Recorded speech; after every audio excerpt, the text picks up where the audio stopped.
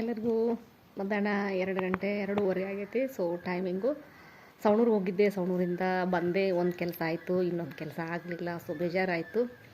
ಮತ್ತೆ ಹೋಗಬೇಕಲ್ಲಪ್ಪ ಹೊಳ್ಳಿ ಅಂತೇಳಿ ಸೊ ಬಂದು ಕೂತ್ಕೊಂಡು ಸ್ವಲ್ಪ 10-15 ನಿಮಿಷ ಆಯಿತು. ಸೊ ಮತ್ತೆ ಬ್ಲಾಗನ್ನು ಕಂಟಿನ್ಯೂ ಮಾಡ್ತಾಯಿದ್ದೀನಿ.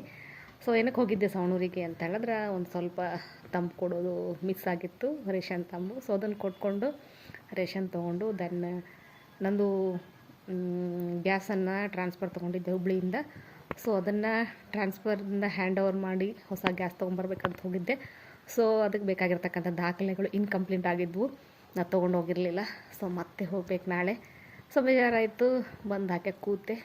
ಹೋಗಿರ್ತಕ್ಕಂಥ ಕೆಲಸಗಳು ಆಗಲಿಲ್ಲ ಅಂಥೇಳಿ ನೆಕ್ಸ್ಟು ನನ್ನ ಒಂದು ಕೆಲಸಗಳನ್ನು ಕಂಟಿನ್ಯೂ ಮಾಡಬೇಕು. ದೆನ್ನು ಮನೆ ಕೆಲಸ ಪ್ಲಸ್ ಯೂಟ್ಯೂಬ್ ಎಡಿಟಿಂಗು, ಶಾರ್ಟ್ಸ್ ಹಾಕೋದು, ನೆಕ್ಸ್ಟು ಪಾರ್ಟಿ ವರ್ಕು ಸಾಕಷ್ಟು ಐತಿ ಇವತ್ತು.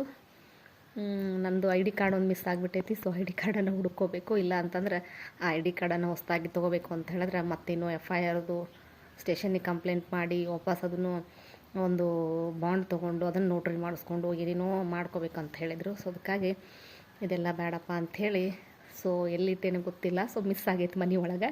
ಹುಡುಕ್ತೇನೆ, ಈಗ ಹುಡುಕಿ ಡಾಕ್ಯುಮೆಂಟನ್ನು ಸರಿ ಮಾಡ್ಕೋತೇನೆ. ನೋಡಿರಿ, ನೀವು ಸಹಿತ ಯಾವುದೇ ಡಾಕ್ಯುಮೆಂಟನ್ನು ಎಲ್ಲೂ ಕಳ್ಕೊಬೇಡ್ರಿ.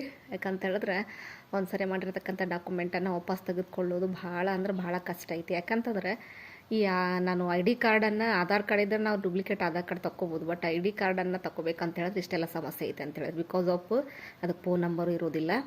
ಸೊ ಅದಕ್ಕಾಗಿ ನಾವೇನು ಮಾಡಬೇಕು, ಹೊಸದಾಗಿ ಮತ್ತು BLR ಕಡೆ ಹೋಗಿ ಅದೊಂದು ಅಪ್ಲಿಕೇಶನ್ ಹಾಕ್ಕೊಂಡು ಸೊ ಈ ರೀತಿ FIR ಅದು ಇದು ಸ್ಟೇಷನ್ನು ಲಾಯರ್ ಅಂಥೇಳಿ ಬಾಂಡ್ ಅಂಥೇಳಿ ಸುತ್ತಾರ್ಕೊಂಡು ಬರಬೇಕು. ಸೊ ಅದಕ್ಕಾಗಿ ಇದನ್ನು ಕೇಳಿ ನಂಗೆ ತಲೆ ಬಿಸಿ ಆಯ್ತು, ಬೇಡ ಅಂಥೇಳಿ ಸೊ ಎಲ್ಲೇ ಇಟ್ಟೇನಿ, ಅದು ಮಿಸ್ಪ್ಲೇಸ್ ಆಗೈತಿ.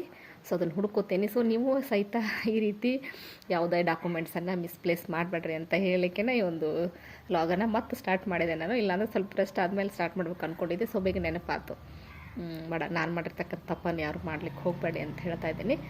ಸೊ ಈ ರೀತಿ ನೀವು ಸಹಿತ ಆ ಒಂದು ಡಾಕ್ಯುಮೆಂಟ್ಸನ್ನು ಬಹಳ ಕೇರ್ಫುಲ್ಲಾಗಿ ಇಟ್ಕೊಳ್ರಿ.